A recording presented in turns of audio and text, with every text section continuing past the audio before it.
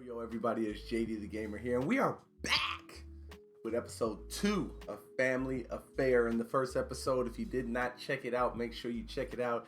We talked about the family of the Ifrits to see which ones are good for early and mid-game players, okay? So for the second episode, we're going into the Ugami family. Very good family.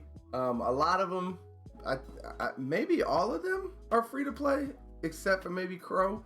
I know you can get the fire one, water one. Pretty sure you can get the wind one somewhere around here and here. So there's the water one. I'm pretty sure somewhere in here is the wind one. Probably. If not, it is what it is. There's the wind one. I know the fire one is here in Famon. Right there. So, excuse me. So, the regular elements are definitely free to play. The light and dark. Light one has a secret dungeon. Maybe the dark one does too. I'm not 100% sure. Maybe you guys can let me know in the comments down below. I haven't farmed for these in a very long time. Haven't needed to. But I wanted to get into their family tree and see what we think about these bad boys. So, and remember, disclaimer, this is for early to mid-game players, okay? Not late game, not later in the game, early to mid-game. Are they useful for you as an early game player, and are they useful for you as a mid-game player? So let's get into it. The first one we're going to talk about is the Fire Ugami Rauk, however you want to say it. I personally say Rauk. It's just quicker than Rauk.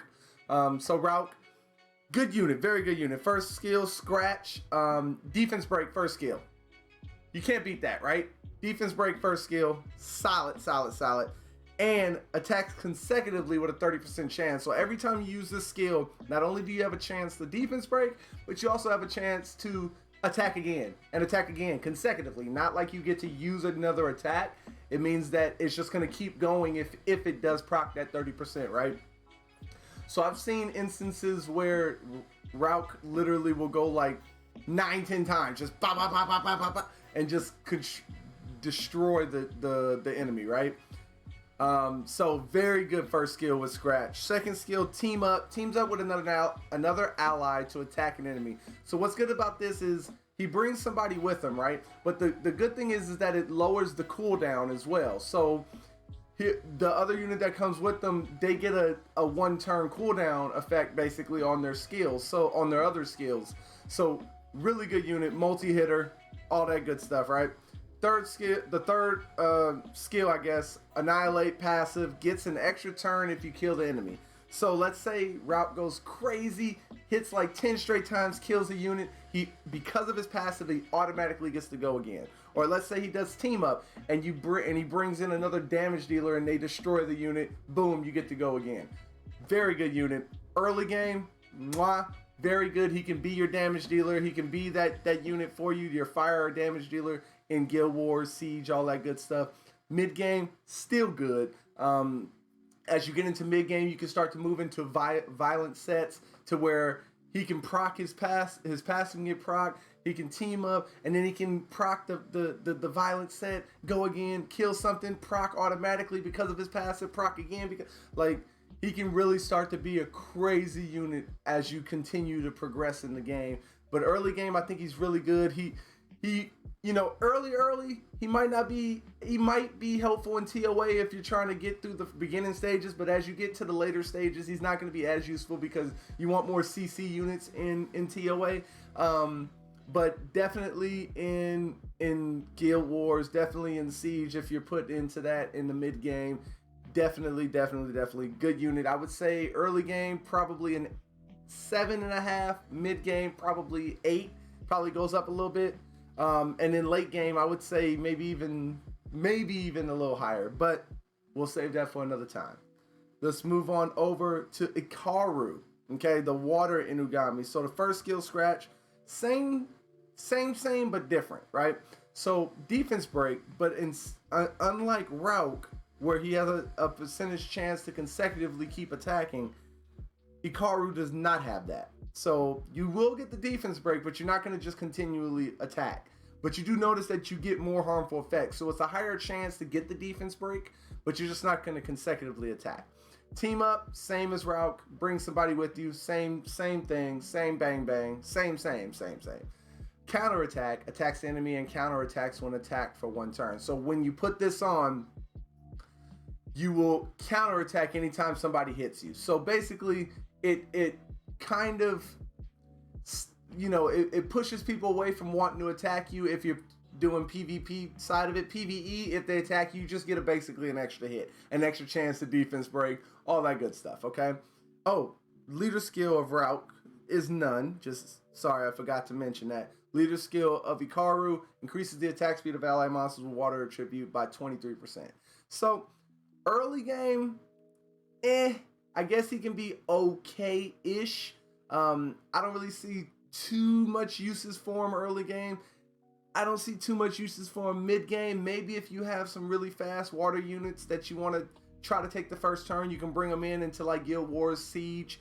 Maybe if you have like an Orion, but you don't have Susano, the water ninja, you want to try to make sure you get some good speed lead for Orion. You can bring this. If it's an all fire team that you're going to win against, he might be good there to help you out. But I'm going to have to honestly say early game, probably a 4. Mid game, probably a 4, 5. Not too many uses for him. Counterattack, I mean, like I said, if you take him into a win damage dealer, I guess, and put on counterattack, he'll attack. I don't know. I don't really like him. I don't really like his kit. I don't like him as a unit. So I'm gonna say pass on him. Big pass for me. Ramahan, the win in Ugami. So we have Scratch, the same as Ikaru. Doesn't have the consecutive as Rauk, but still get the defense break, still higher harmful effects. Okay. And one more thing to mention. Notice right here, Rauk is an attack, Ikaru is defense, Ramahan is defense. Okay. So remember, keep that in the back of your mind as we keep going through this. Second skill changes a little bit. It's not team up, it's seize. So attacks the enemy and removes all beneficial effects on the target. So beneficial effect remover, pretty solid. And then his third skill, smother, deals damage proportionate to your defense to the enemy target. If the target dies, you instantly gain another turn. The damage also increases as the enemy's HP status decreases. So a lot going on there. So basically, the more defense on this unit, the harder he hits. So he's a defense type unit. That helps because that means his base stats, his base defense will be a little higher. As you can see, Rauk is 285 because he's an attack unit, right? Ramahan's defense, so he's 385, right? So put a lot of defense. Same as Rauk. If you kill him, you go again. So he has some similarities to Rauk a little bit. And then also the damage also increases as the enemy's HP status decreases. So as you keep doing damage to like a boss unit, like if you bring him into Giants B10, I know it's now Giants B12, but I'm just saying for early game, early mid game, if you bring him into the Giant, he has on the attack buff, you start to do damage on him, he gets a little lower. The lower his HP goes, the harder you're going to hit. You have defense, you have more defense on him, he hits harder anyway. Solid unit. And then he has attack speed lead, 23% for wins. So another attack speed leader. For early to mid game, any attack speed leader that you can get early to mid game is good because you probably are going to be a little low on attack speed. So it's good that the more you can get, even if they're attribute dependent, so only wind for Ikaru, only water, it's still beneficial because you can build around them. So because of these moves that he has, the effect that he can take away beneficial effects from the enemy, the fact that he can defense break and hit hard with his third skill. He's got a good skill multiplier. I would say early game, he's probably a solid 7.5. Mid game, he gets even better because there's more places you can start to use him. I'm going to say an 8. Really good unit. Don't overlook Ramahan. Next up, Dion, aka Bella. So defense type unit. First skill, scratch, defense break. Simple. This one is not contingent on, you see the other ones are defense breaks, but they're 50% chance. 50% chance. 50% chance. You get a little bit more harmful rate as you skill them up. Dion does not have that. No condition on that. Just has to go through the accuracy resistance check. So defense break, pretty solid, pretty consistent here on Scratch. Second skill, the same as Ramahan, Seize, so removes all beneficial effects. Very key right there. Third skill is what makes Dion amazing in early game.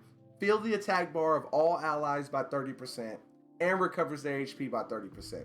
So you're telling me that you have a unit here that can defense break skill 1 consistently, remove beneficial effects consistently, fill up the attack bar of allies, so an attack bar increaser and an HP and increased HP, give heals to the entire team, AoE.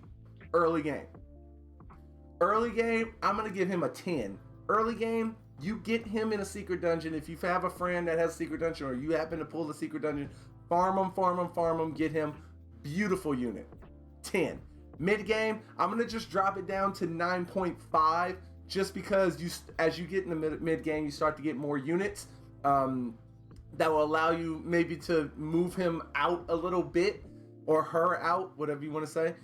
But still a 9.5, still a really good unit to use. An entire complete kit that will benefit you in every situation in the game. Hands down. Boom. There's Dion. Last up is Crow, the Dark Ugami. First skill Scratch. So weakens defense and also puts on continuous damage for 3 turns with a 50% chance. So a little different, but same, different. Defense break, still all of them have defense break, but they all differ in what they do with the skill. He applies continuous damage, which comes up in a minute on his third skill. Second skill, team up, the same as Ramahan and... No, not Ramahan. Same as Ikaru and Rauk. Okay, he brings somebody with him, does more damage, decreases cooldown, all that good noise. Third skill, Scar. Attacks on the enemy's wounds. The damage increases by 50% for each harmful effect on the enemy. So, like I said, he pairs well with his first skill because not only does it defense break, it has a chance to put continuous damage, which means that's another dot. That's another harmful effect on the unit that also added to the defense break that he just put on. So Scar is going to do already, if you just get a defense break, just have the dot, that's 100% more damage because 50% each harmful effect. So the more attack, and he's an attack type unit, the more attack power you put on this unit, the harder he's going to hit. Okay? So early game, I'm going to give him an 8 because he can do a lot of damage. Team up is good. Defense break with a dot, all good stuff. Mid game, it's going to go up to an 8.5. And he keeps going higher as you go late game. And if you continue to play this game and progress, you will see why he gets higher and higher. But yes, I'm gonna have to go with the 8 early game, 8.5 mid game. I specifically left out the 2A, so all of these units also have 2A Second Awakened that you can get in the dimensional hole. I specifically left that out because when you're early to mid game, you're probably not gonna have the time to 2A them. If you do, you can, maybe I'll do some videos in the future about the 2As and whatnot, but I left that out for a specific reason. This is just early to mid game. If I had to say which one out of all 5 of these, like I did in the first episode, Dion is going to be the one to carry you the furthest. Is going to be the one to help you progress through your timeline of how fast you can get through the game. All these units, Crow and Rauk, are going to be really good later on in the game.